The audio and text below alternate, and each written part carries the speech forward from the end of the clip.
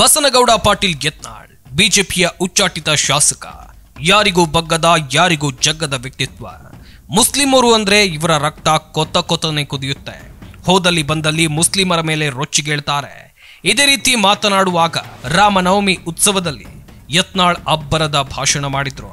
ಈ ವೇಳೆ ಠಾಕ್ರೆ ಮನೆಯಲ್ಲಿ ಮೊಹಮ್ಮದ್ ಪೈಗಂಬರ್ ಹುಟ್ಟಿದ್ದಾನೆ ಅಂತ ವಿವಾದಾತ್ಮಕ ಹೇಳಿಕೆ ಕೊಟ್ಟಿದ್ರು. ಇದು ಮುಸ್ಲಿಂ ಸಮುದಾಯವನ್ನ ಕೆರಳುವಂತೆ ಮಾಡಿತ್ತು. ಇದು ನಮ್ಮ ಧರ್ಮಗುರುವಿಗೆ ಅಪಮಾನ ಅಂತ ಹೇಳಿ ಯತ್ನಾಳ್ ತಲೆ ತೆಗಿತೀವಿ ಅಂತ ಆಡಿಯೋ ಒಂದು ವೈರಲ್ ಆಗಿತ್ತು.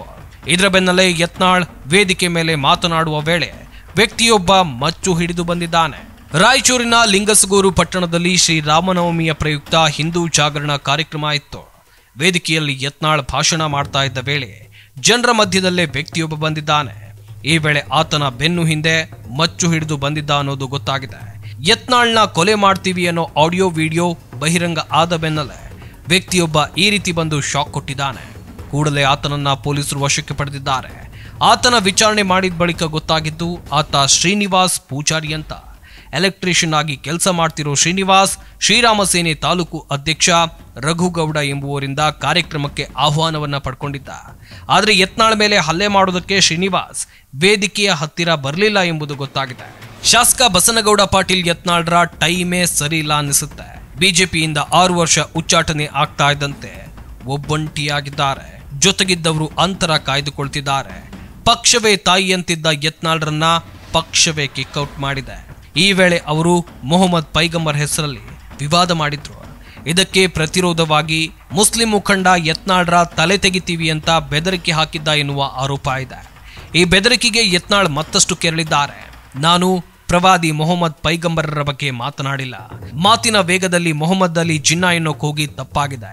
ಆದ್ರೆ ಕಾಂಗ್ರೆಸ್ನವರು ಇದನ್ನ ದೊಡ್ಡದು ಮಾಡ್ತಿದ್ದಾರೆ. ಯತ್ನಾಳ್ರನ್ನ ಮುಗಿಸೋಕಾಗಲ್ಲ.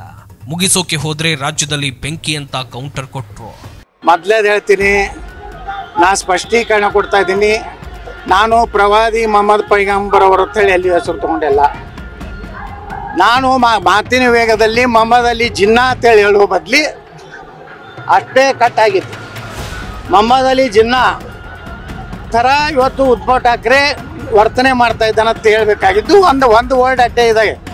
ಯಾವಾಗಲೂ ಪ್ರವಾದಿ ಮೊಹಮ್ಮದ್ ಪೈಗಂಬರ್ ಅಂದಾಗ ಮಾತ್ರ ಆ ಇಸ್ಲಾಂ ಧರ್ಮದ ಸಂಸ್ಥಾಪಕರ ಹೆಸರು ತೊಗೊಂಡಂಗೆ ಆಗ್ತದೆ. ಸುಮ್ಮನೆ ನಿಮ್ಗೆ ಅದು ಕಾಂಗ್ರೆಸ್ನವ್ರು ಬಿಟ್ಟರೆ ಬಿಜಾಪುರನಾಗ ಯಾರೂ ವಿರೋಧ ಮಾಡ್ತಾ ಇಲ್ಲ.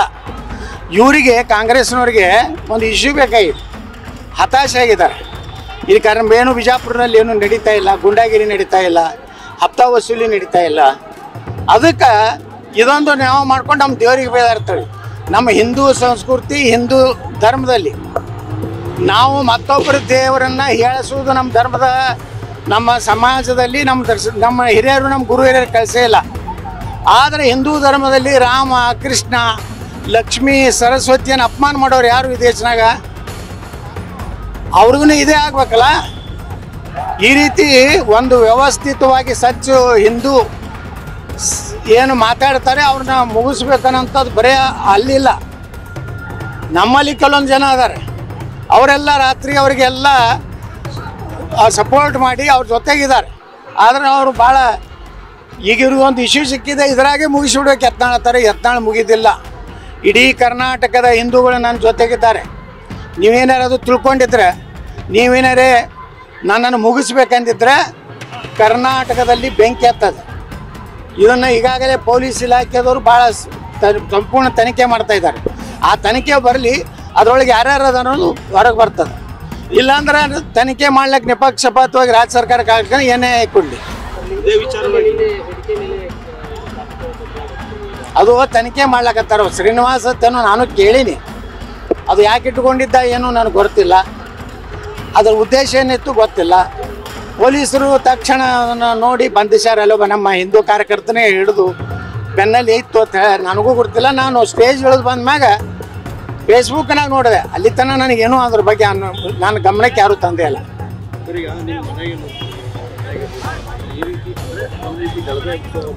ಯಾರು ಪ್ರೆಸ್ ಮೀಟ್ ಮಾಡ್ಯಾರಲ್ಲ ಇಲ್ಲಿ, ಅವರು ಎಲ್ಲರೂ ಅದ್ರ ಹಿಂದಿದ್ದಾರೆ.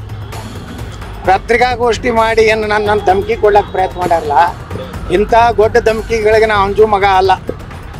ನಮ್ಮಲ್ಲಿ ಛತ್ರಪತಿ ಶಿವಾಜಿ ಮಹಾರಾಜರು, ವೀರಾಣಿ ಕಿತ್ತೂರು ಚೆನ್ನಮ್ಮ, ಸಂಗೊಳ್ಳಿ ರಾಯಣ್ಣ ಬಾಬಾ ಸಾಹೇಬ್ ಅಂಬೇಡ್ಕರ್ ಅಂತ ಪುಣ್ಯಾತ್ಮರ ರಕ್ತ ನಮ್ಮಲ್ಲಿ ಇದೆ. ನೀವೇನಾರು ಅದನ್ನು ಉಚ್ಚ ಪ್ರಯತ್ನ ಮಾಡಿದ್ರೆ ಅದು ಉತ್ತರ ಕೊಡುವಂಥದ್ದು ನಮ್ಮ ಇಡೀ ಸಮಾಜನೂ ತಯಾರಿದೆ. ಅದಕ್ಕೆ ನೀವೇನಾದ್ರು ಧಮಕಿ ಕೊಡ್ತಿರಲ್ಲ, ಯಾರಿಗಾರು ಕೊಡ್ರಿ, ಆದರೆ ಯತ್ನಾಳಿಗೆ ಕೊಡುವಂಥದ್ದು ನಿಮ್ಮ ಕಡೆಯಿಂದ ಆಗಲಾರ್ದು. ನೀವೇನಾರು ಮತ್ತೆ ಆ ಹುಚ್ಚು ಸಾಹಸಕ್ಕೆ ಬಿದ್ದರೆ ಭಾಳ ದೊಡ್ಡ ಬೆಲೆಯನ್ನು ತರಬೇಕಾಗ್ತದೆ. जो बीजापुर का एमएलए बसनगौड़ा पाटिल यत्नाड़, इसने हमारे प्यारे नबी की शान में गुस्ताखी की है, किसी भी हाल पर हमें ये बर्दाश्त नहीं है। हमारी ये गुजारिश है कि इस नापाक सुअर को जल्द से जल्द अरेस्ट किया जाए। हमारी पुलिस डिपार्टमेंट से ये अपील है और हर एक मुसलमान से ये गुजारिश है कि कलमे की बुनियाद पर एक हो जाओ और हम किसी भी मजहब या धर्म के खिलाफ नहीं है, बल्कि इस नापाक कीड़े के खिलाफ है। या रसूल अल्लाह, आप पर हमारी जान कुर्बान है। लब्बैक या रसूल अल्लाह। गुस्ताखी नबी की एक ही सजा, सर तन से जुदा। ಏನೇ ಇದ್ರೂ ಮಾತಿನ ಎಡವಟ್ಟಿನಿಂದಲೇ ಉಚ್ಚಾಟನೆಯಾಗಿರುವ ಶಾಸಕ ಯತ್ನಾಳ್ ಸ್ವಲ್ಪ ಜಾಗ್ರತೆ ವಹಿಸೋದು ಒಳ್ಳೆಯದು. ಇನ್ಯಾವ ಬೆದರಿಕೆಗಳು ಬರುತ್ತೋ ಗೊತ್ತಿಲ್ಲ.